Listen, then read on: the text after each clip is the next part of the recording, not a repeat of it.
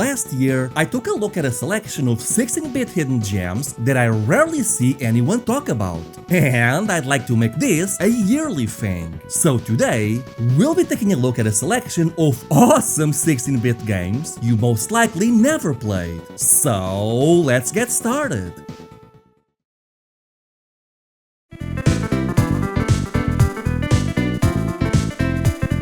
This is Hyper Iria for the Super Nintendo, an action platformer based on an anime series that I've never watched. Though after playing this, I really should. In this game, you play as Iria, and you're in a setting that mixes sci-fi with western. Remember Trigun? It's kind of like that. Anyway, as Iria, you begin each mission with a briefing, and you can then pick your mission loadout. Though you can also go to a shop and buy new weapons, items like grenades or mines, or abilities like a higher jump or a glide maneuver. From there on, you'll be exploring mostly non-linear levels while being guided by a robo-buddy. And the robo-buddy is actually quite useful, because some of these levels can get quite large. But he'll always tell you if you're going the wrong way or not. Although, it is a good idea to stray off the beaten path to find ammo, items, health pickups, or just to defeat enemies. And I say enemies because at the end of each level, you get more money based on your performance. And the more foes you take down, the more you'll get at the end.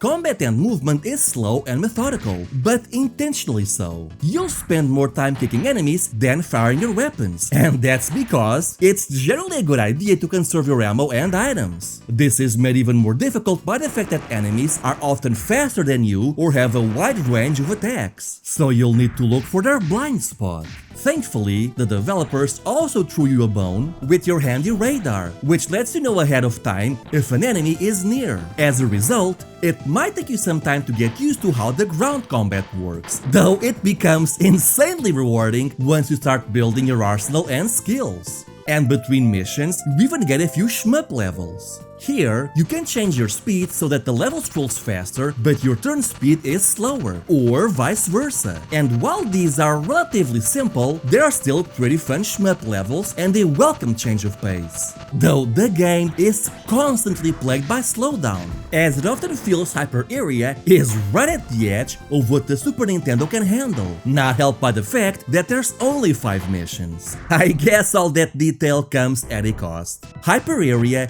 is also one of the most stylish Super Nintendo games I've ever seen. Not just for its incredible setting, but also the cutscenes, character designs, dialogues, and just how interesting this world looks. It really made me want to check out the anime. This is one of the most unique and stylish games of the 16-bit generation. I mean, I'm a Sega fanboy, but this is a sort of game that might just make me say Nintendo does what Sega don't. And while the combat is a bit of an acquired taste, the game is clearly greater than the sum of its parts. Do not sleep on Hyper Iria, trust me on this.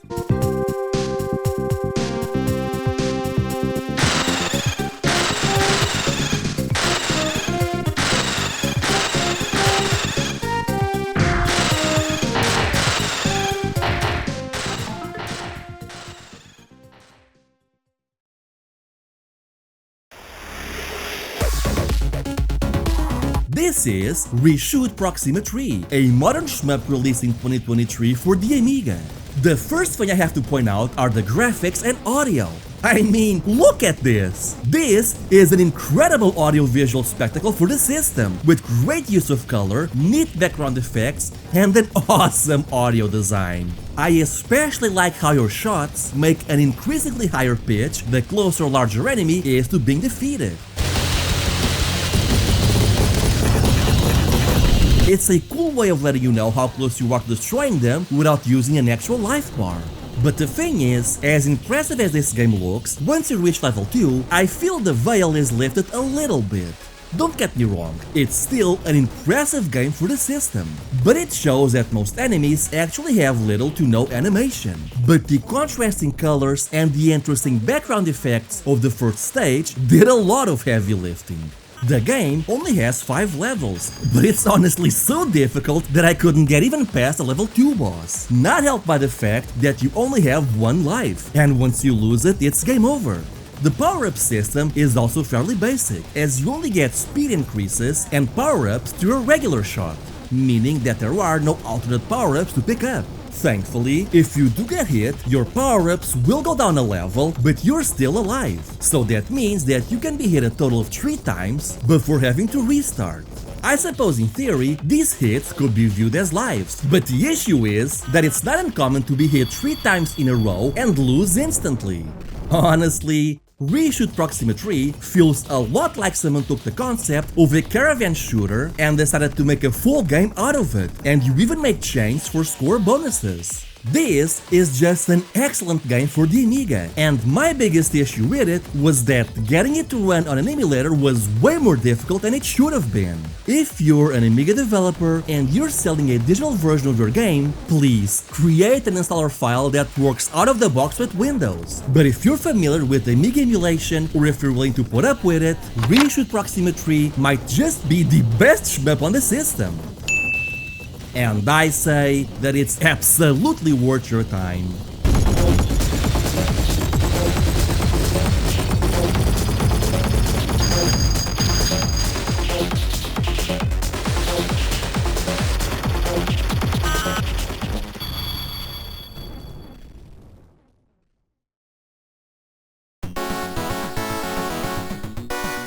This is SonSon 2 for the PC Engine or TurboGrafx-16, an action platformer based on the Chinese novel Journey to the West. You play as Goku, and you have a staff that grows and can even ride a flying cloud. And if this is starting to sound familiar, then yes, Dragon Ball is also based on Journey to the West. This is a pretty cool game by Capcom, in which you need to take out foes with your staff, which causes them to drop fruit. And different types of fruit give you different amounts of Zenny. The levels only have one exit, but they are not linear, so you need to explore the levels for stuff like keys to open doors, but also for shops where you can spend your Zenny to recover health and mana, as well as buying items and upgrades. And the cool thing is that the shops will always carry different items and prices, so you can run into a shop that doesn't have anything you need, or one with items that you do need, but they're overpriced, or vice versa.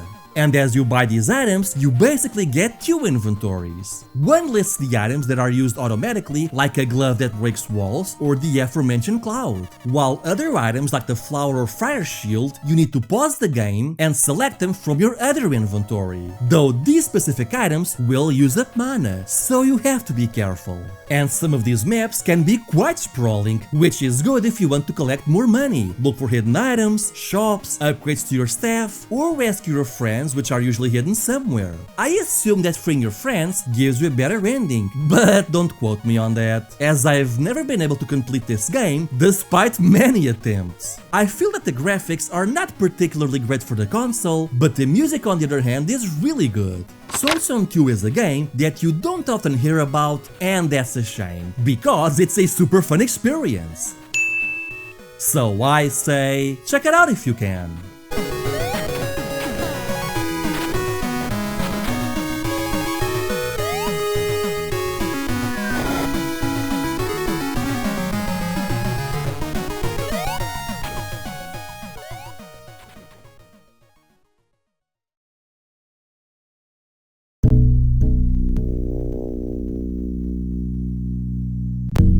This is Jurassic Park for MS-DOS and Amiga, though we'll be taking a look at the MS-DOS version. I've seen so many videos and articles on what is the best 16-bit Jurassic Park game, and yet this one is always left out of the conversation.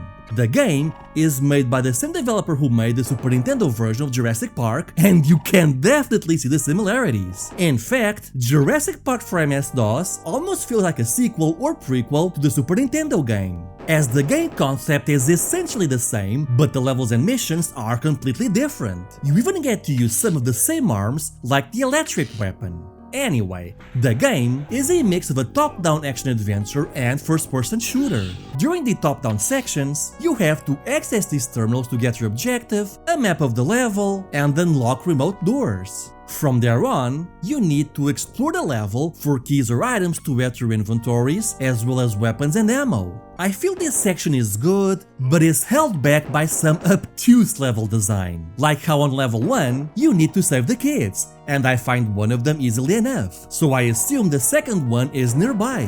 But turns out, you need to go to the sewers, find this box, and drag it around to the other kid, and then drag that box back to the exit. I mean, it's not difficult, but some direction would have been appreciated. And the first half of the game plays in this overworld style. But then you reach level 6, and now, suddenly, the game becomes an FPS, and a surprisingly good one at that. I mean, for one thing, this game predates Doom by a few months, and yet, unlike Doom, this is a fully 3D engine, as it uses polygons and lets you look up or down without any warping. This is honestly really impressive, and I also like how you have actual missions and goals in these missions, with the movie characters giving you constant advice on where you need to go or what you have to do, and they're actually really helpful. Not only that, but because you spend so much time in silent dark hallways with somber music, these levels gain an almost horror-like feel to it.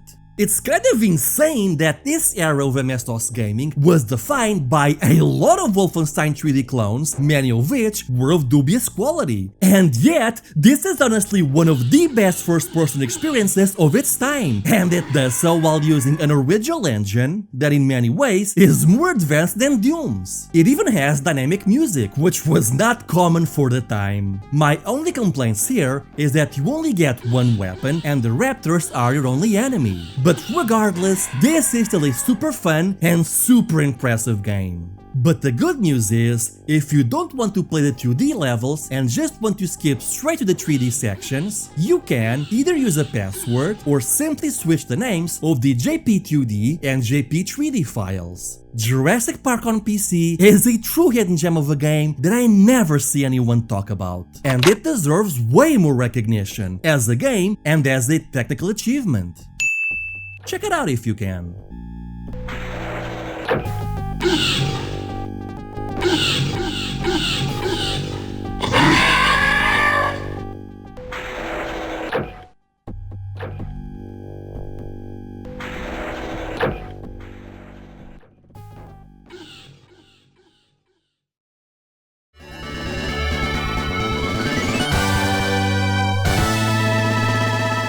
This is Asterix for Arcades by Konami, and this is a beat-em-up based on the popular Franco-Belgian comic books. The game uses the same engine as Konami's Simpsons and X-Men arcade games, and you can definitely tell as the movement and hit detection have that Konami arcade beat-em-up feel. Anyway, you can pick between Obelix or Asterix, and the voiceovers are honestly hilarious. Asterix? Obelix? What even is that? Asterix is the fast and nimble character, while Obelix is a heavier one, and he also starts with a giant boulder, which can be used as a weapon, but also breaks fairly easily. One thing I really like about this game is that you have a pretty impressive variety of different throws, as you can slap enemies, swing them, or simply throw them for different effects and crowd control tactics. And as someone who grew up with the Asterix comic books, it's really fun to see a lot of the popular comic book issues come to life, as you even get small cutscenes between levels, which attempt to recreate the style of the comic books, and between stages, you also get chariot races, which are fairly basic, but do a good job at bringing variety to the game. I do feel that the game is a little on the cheap side, especially during platform segments, made all the worse by the fact that you're limited to just 3 credits. But regardless, whether you're an Asterix fan or just a Konami arcade beat-em-up fan, this is a game that deserves way more love and recognition, and was sadly never launched for any other system. So I say, check it out if you can.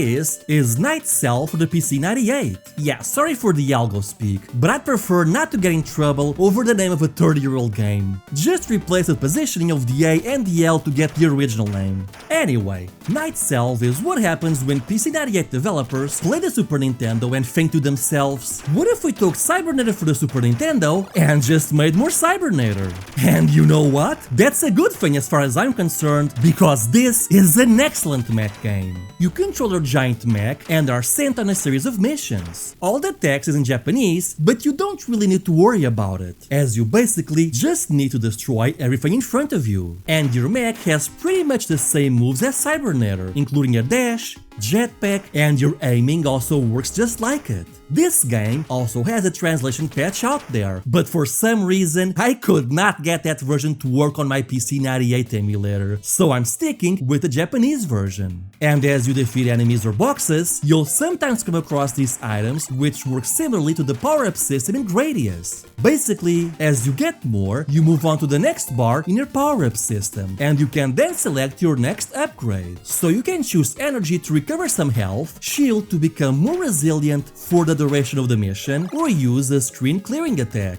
The gun and sub upgrades, however, add experience points to your weaponry, meaning that it's a good idea to explore the levels and find as many of these as you can to finally get enough experience and increase your firepower. This actually adds a very interesting gameplay mechanic to Night Cell, because you can technically force your way through most levels by just spamming the energy button, but in doing so, you're kind of making life more difficult for you in the long run, because you'll reach the later levels underpowered. Between missions, you can also choose your mech loadout for the next assignment, where you get some moderately short visual novel style cutscenes. And yes, these include some pretty spicy scenes as well. This is a PC-98 game after all. All of Japan would riot if the anime mech game didn't have some of these thrown in. The good news is that if they bother you, you can actually turn these scenes off in the options menu. Honestly, this game is incredibly awesome. You owe it to yourself to trying it out. It's such a shame that this was never brought over to any other system, or brought over to the West, period. Go play this one.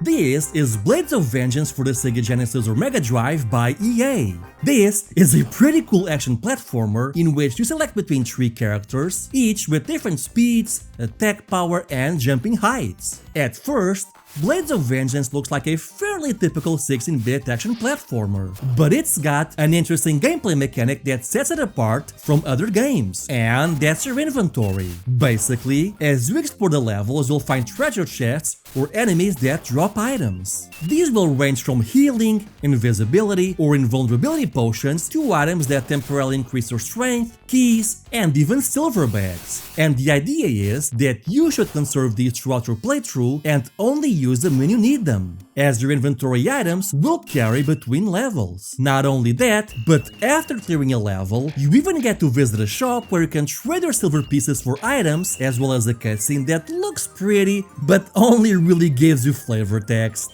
This is one of those Western platformers where you need to take your time and do things methodically instead of rushing through. And in fact, levels will often have a ton of alternate paths and secret passageways, which often reward you with yet more items. So again, it's a good idea to take your time and explore every nook and cranny. Partly because Blades of Vengeance gets really hard really fast. And this is especially true when fighting against the bosses, where memorization is the name of the game here. Well, that and blocking their ranged attacks, that helps too. It's a shame we never got a sequel to Blades of Vengeance, because at times, the art style and attention to detail makes me think that this was someone's pet project at EA. But regardless, Blades of Vengeance is a game that is deceptively fun.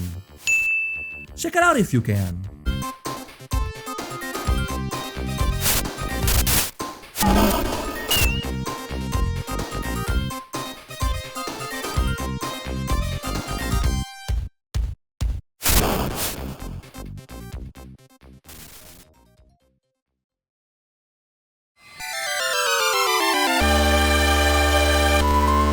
This is Magical Vacation for the GBA, a turn-based RPG by the same makers as Sword of Mana. Also, yes, I know the GBA is 32-bit, but man, it does not make sense making a video where I put GBA games side by side with PS1 games. Anyway, you're a student in a magical academy when you and your class go on vacation to the beach. However, when you get there, you're suddenly attacked by monsters who kidnap your friends into a different world. So now it's your job to travel into that world, find your friends, and rescue them. There's actually quite a bit more to the plot than this, and I will say that despite the name, the comfy art style, and generally happy visuals, there's a pretty depressing undertone to the story and characters that really grabbed me. As mentioned before, the game is turn-based and each character is attuned to a different element, though when you start the game, you can select which element you want to pick for your character, and different elements have a sort of rock-paper-scissors mechanic to it, where each one is stronger or weaker against another one. Not only that, but as you explore the world, you'll find spirits, and you have to befriend them either by giving them items or beating them in combat.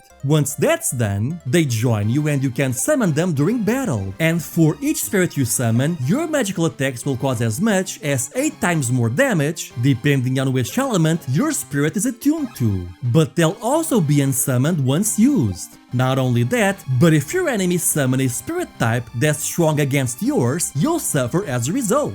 I think that this is a pretty interesting mechanic, though in essence, it basically ends up being a system similar to Bravely Default or Octopath Traveler, but with extra steps. I also think your party gets a little too big at times. I mean, you can have up to 6 members in your active party, which is cool, but can also drag the pacing of the battles down quite a bit.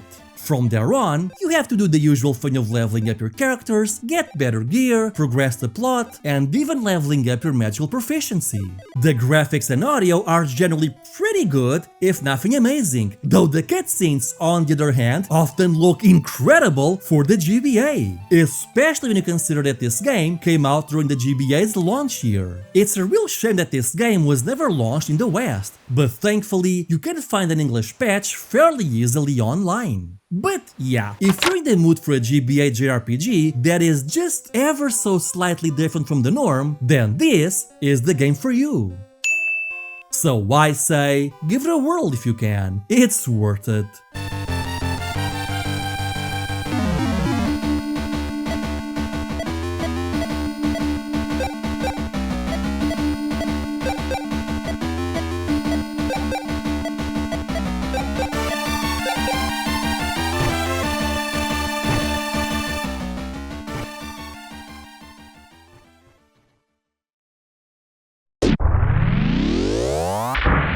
This is Saber for the Super Nintendo, an action platformer published by Atlas that is very clearly inspired by Strider.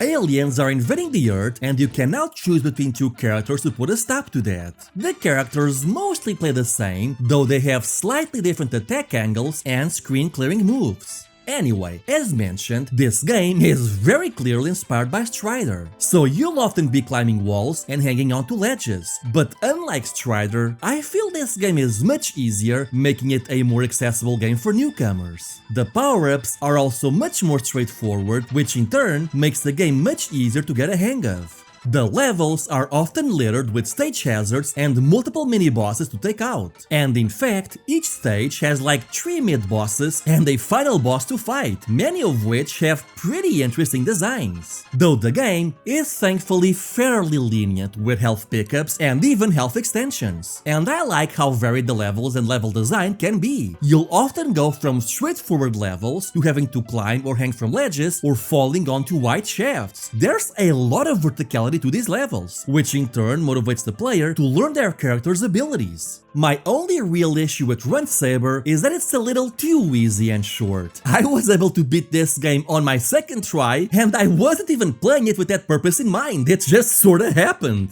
If you're like me and think Strider is good but a little too difficult for its own good, then I think Saber might just be your thing. I actually like this game better than Strider, so yeah, take that for what you will.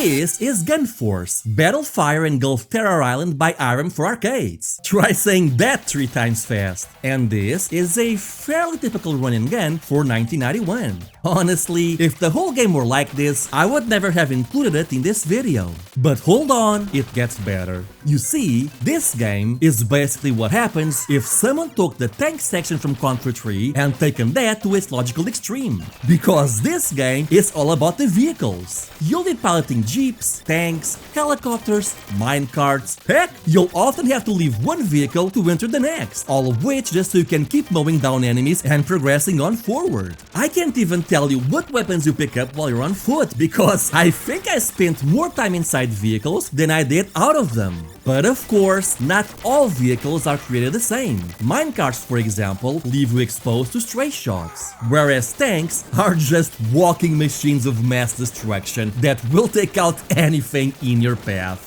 But you also gotta be fast too, because sometimes your enemies are the ones stealing your ride ahead of you. It's funny too, because whenever I'm on foot, I get absolutely demolished in seconds. But then I pick up any random vehicle and I'm having so much fun that I don't even care that I'm being swarmed by foes, because I'm just having a blast sending everyone to the Shadow Realm. This is not a deep game, nor is it a very long game, as I reached the ending in just 20 minutes. And in fact, I'd say it's not even a very good game to begin with. But what it lacks in depth, length, or even basic game design, it makes up for it in pure, unadulterated fun and power fantasy goodness. This game is stupid fun solely because of the vehicles, and that alone is the reason to play this. So I say, download this game and just enjoy how stupid it is.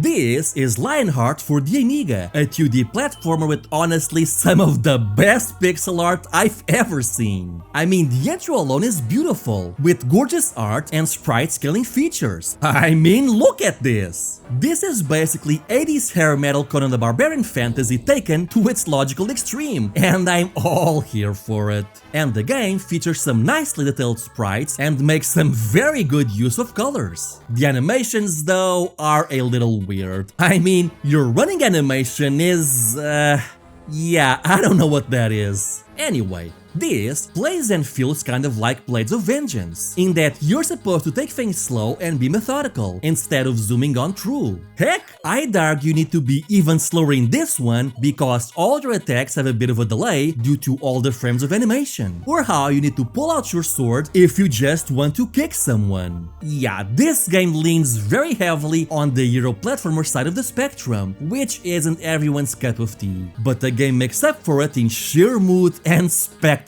It's a lot like Shadow of the Beast in that regard, where the game design is often a little questionable, but the presentation is so good that you're honestly willing to forgive a lot.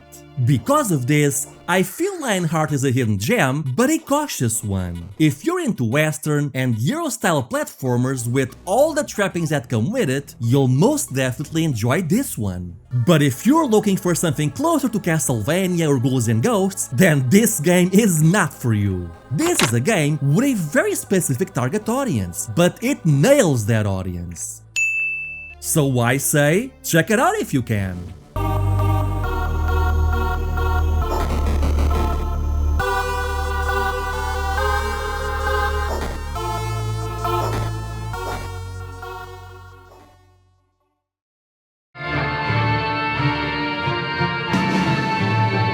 This is Dark Wizard for the Sega CD, and this is a strategy RPG, though I feel the game leans more towards the tactical wargaming side of the spectrum rather than being a pure strategy RPG like Shining Force or Fire Emblem. In this game, you have 4 characters to choose from, but considering one of them is a vampire lord, I'm not sure why you'd pick anyone else. And to be clear, your missions are the same regardless of who you pick, but the dialogues will change as do the abilities of your chosen hero. And the reason why I say that this game leans harder on the wargaming side of things is because that instead of relying on your heroes, you have to hire soldiers and send them out to do your bidding. But soldiers cost money, not just to hire, but also to maintain. And you gain money from the towns you control. You can also summon creatures to obey you, which will cost mana instead of money. But the thing is, you can only do any of these things if your hero is on a castle. So while you can send your hero to a different castle that is closer to your objective, it's generally not a good idea to send them to battle, even though they're by far your most powerful unit.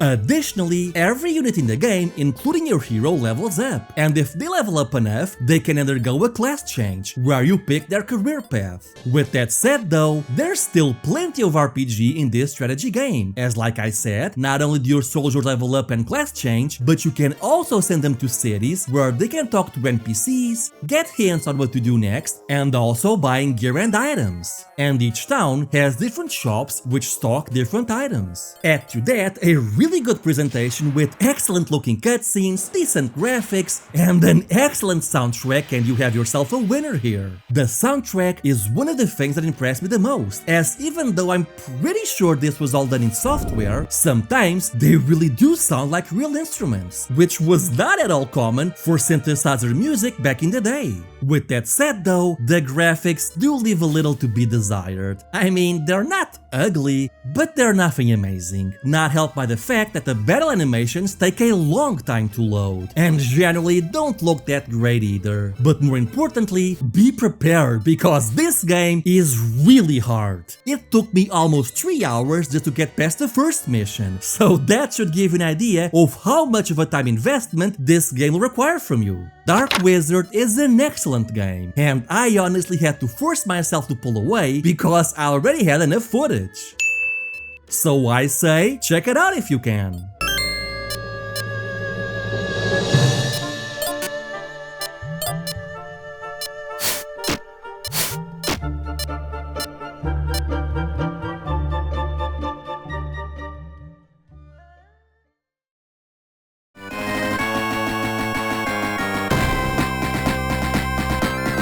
Next up, we have Gynoug, also known as Wings of War, for the Sega Genesis or Mega Drive. And I love this game. It's honestly one of my favorite 16-bit games ever. This is a fantasy shmup made by the same studio who created the Chowaniki series, and you can definitely feel its influence here. With graphics that seem deceptively simple and basic at first, until you realize that the game is actually throwing all sorts of effects at you, like excellent sprite work, multi-part bosses, the screen flipping back and forth, and just all sorts of neat little graphical effects that really turn this game into a looker. But then you also have the enemy designs, which are weird, unique, interesting, bizarre, and really show off the game's Chowaniki DNA. And I also really dig the power-up system. Basically, you can collect all sorts of letters and they'll be stored in your inventory. But if you have 2 or more of the same letter in a row, the power-up is stronger. So for example, the E letter gives you 20 fireballs that shoot diagonal in front of you. But if you collect 2 E letters, you then get 40 fireballs that shoot in every direction. And if you get 3 E letters, it becomes even more powerful.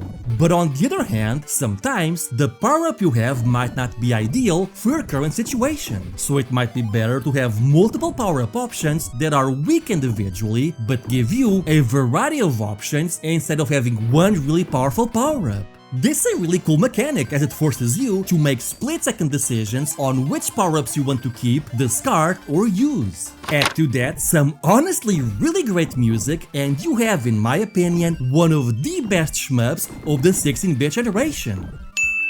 Seriously, go play this game, it's so good!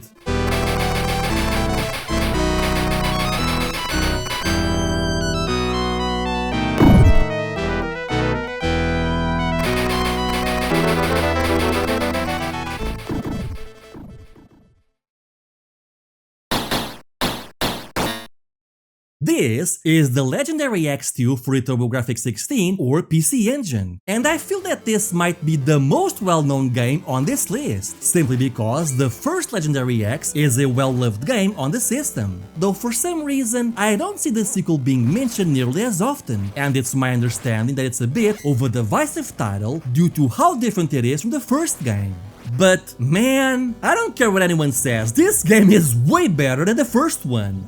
Don't get me wrong, I like the first one, but this is one of my favorite games on the system and one of the best action platformers of the 16-bit generation. The game doesn't give you much of a plot other than you losing a duel or possibly being dethroned, and you're now out for revenge. And I love the audio-visual aesthetic of this game. It's dark, it's moody, it's weird, and at times it's thematically closer to a horror game than it is to a regular fantasy setting, as you fight headless zombies, travel through HR Giger-inspired levels, go inside a giant living organism, and fight against bosses with nightmarish designs. Heck, even the ending is super dark and moody. I'm not gonna spoil it for you, but I will say that this game does not end the way you think it's going to end. I also really like the power-up system, in which you have a variety of weapons like the sword, chain, and axe, but you also upgrade their power as you switch between them, with the axe being by far the best weapon in the game,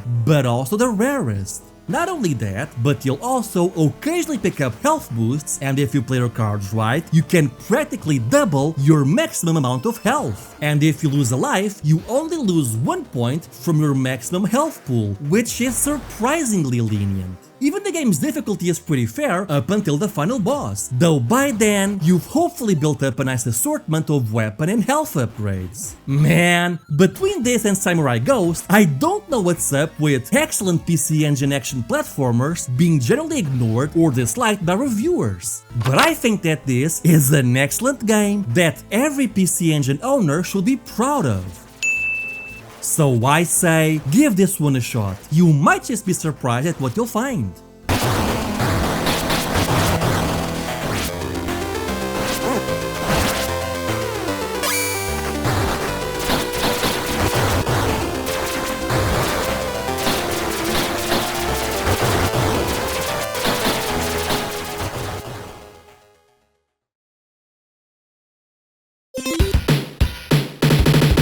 This is Big Fight, Big Trouble in the Atlantic Ocean for arcades. At first, this seems like a pretty decent, if unspectacular beat-em-up. But in a year where people already had Final Fight and Streets of Rage 2 at home, this game, which was running on more powerful hardware, doesn't really do anything to set itself apart other than some pretty line scrolling, which gives off a nice 3D effect to it. But wait, there's a twist. Because at the end of each level you fight a boss, and once you beat that boss, they join your team, and you can now select them for every other level. And while the first boss is interesting as a gimmick, it's also kind of broken because of her whip's long reach, and because of that, she becomes fairly boring fairly quickly. But once you reach literally any other boss besides her, this is when the game finally gets good. Yes, you need to play through 2 decent, if unspectacular beat-em-up levels before you finally get to the good parts, but trust me, it's worth the wait.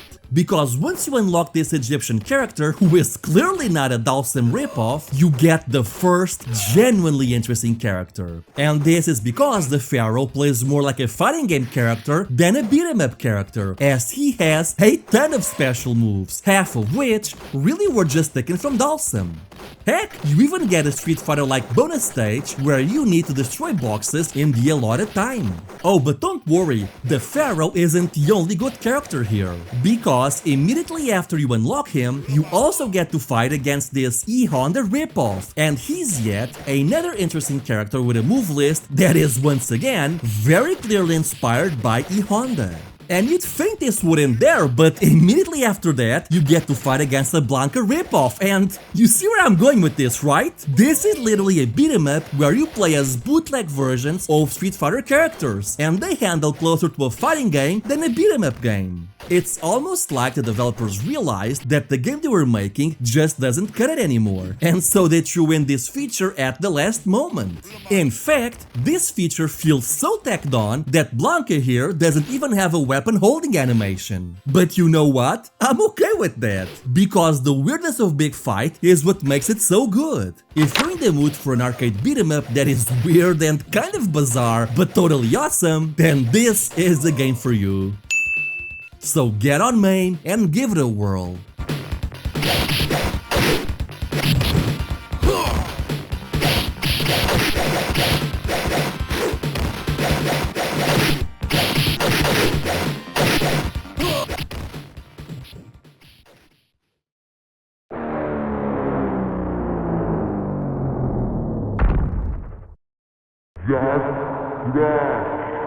This is Jaki Crash for the Super Nintendo, and this is a sequel to Alien Crash and Devil's Crash for the PC Engine and Mega Drive. Except that while the first game was Xenomorph themed and the sequel was Dark Fantasy themed, Jaki Crash here is themed around Japanese horror, and I'm all for it. So the idea is that you have a large board that is populated by all sorts of demons, and you have to take them out and go up the admittedly large board until you trigger one of several boss fights. And man, some of these are weird, like you have this Space Invaders looking one with this changing smiling face in the background. Or you have this one where you have to take out a lightning demon without letting your ball fall.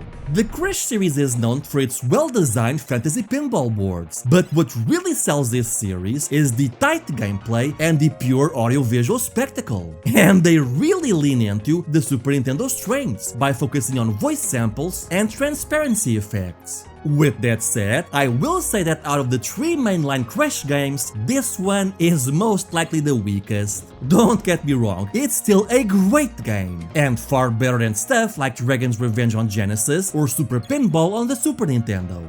When it comes to pinball video games, there's the Crash series, and then there's everyone else. Except for you pinball fantasies, you're up there with the Crash series. But really, even the weakest of the Crash games is still so far ahead of the competition that it's not even funny. And because of this, Jaki Crash is a game you need to play, even if you're not really a pinball person. It's such a cool game.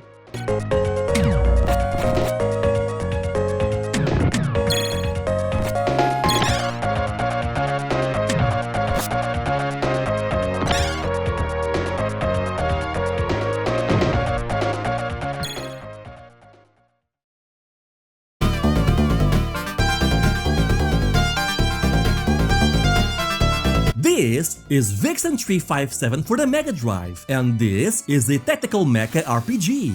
And the game impresses as soon as you begin, with an intro segment that is worthy of the Sega CD. The story is... I don't know, something about war and mechas in space. Do we really care? What I do care is that this is a super fun game, with some expertly designed levels with varying degrees of objectives, like taking someone out, defeat a boss, defending a base, that sort of thing. I also like that in a lot of missions, you'll have allied units that you cannot control fighting alongside you. And in one mission, one of your characters even starts disobeying you and goes off on his own way. Every mech has ranged and melee attacks, with different mechs and pilots having different specialties. Because yes, this game makes a distinction between mech models and the person piloting it. Basically, as you defeat enemies, your pilots gain experience and level up, but the mech-specific stats will stay the same. But you also have an airship as part of your team, and you can use it to select which pilot you want to use on which mech model, as well as selecting what gear you want to equip for each mech. So you can have mechs that are fast and powerful on water, but terrible on land. Mechs built for close-range combat, long-range combat, speed and maneuvering, and as the game progresses, you'll unlock more models to use. Not only that, but different ground types provide different levels of defense, so that's yet another thing you need to watch out for.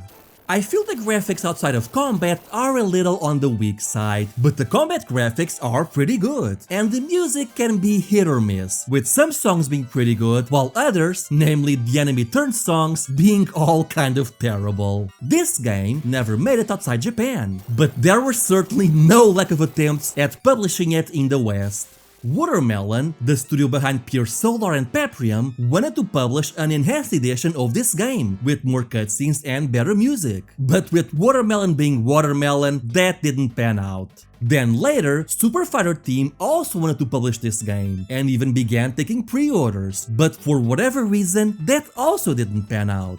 Man, I don't know if this game is cursed or something, but at least you can download a translation patch and enjoy it as is. And music issues aside, this is a really fun game, even if some of the later stages get excessively difficult. Check it out if you can.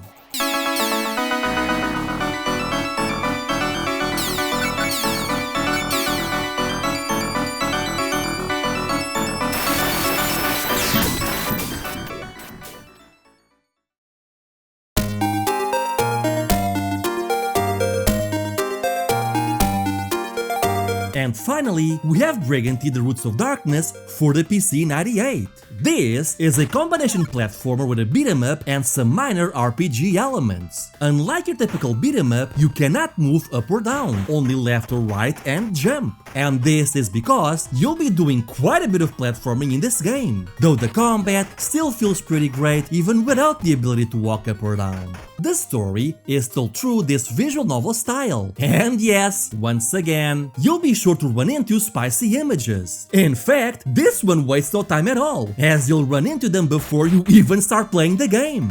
Sadly though, I have no idea what the plot is. Supposedly, this is running a translation patch, but either I did something wrong, or maybe the patch only changes the options in the visual novel segments. But thankfully, you don't really need to do anything in these segments other than pressing the fast skip button and saving. The game also lets you change between two characters at any time, each with their own special moves. Not only that, but as you fight enemies, your characters will level up, making them stronger, more resilient, and you'll also unlock new special moves. Additionally, experience is shared between both characters, which means you do not need to change between them just so you're certain that no one is left behind. Another cool thing is that when you're in town, you can go to the world map at any time and revisit old levels to farm enemies and level up if you're so inclined. Though the game isn't particularly difficult, so you don't really need to do this. I really love Briganty's graphical style, as it feels more like a Japanese indie game, which it is, rather than a AAA release. But it works towards its advantage, as it makes the game feel more graphically unique than it would otherwise. And the music is also quite excellent. I do feel the game is a little too easy for its own good, as there's not a lot of challenge here. But I think that this is also a good thing, as the combat, while fun, isn't super tight. And with some enemies, it starts to show a bit of jank in my opinion. And occasionally, we even have some minor puzzle solving to do. This is just a really fun game to explore. So I say, check it out if you can, it's worth it.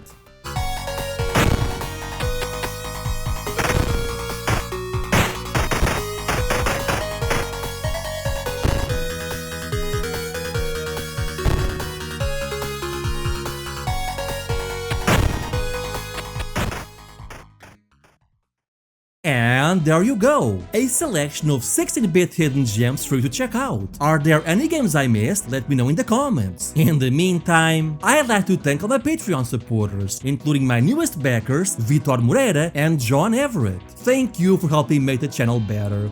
Anyway, I hope you have a great day. Bye!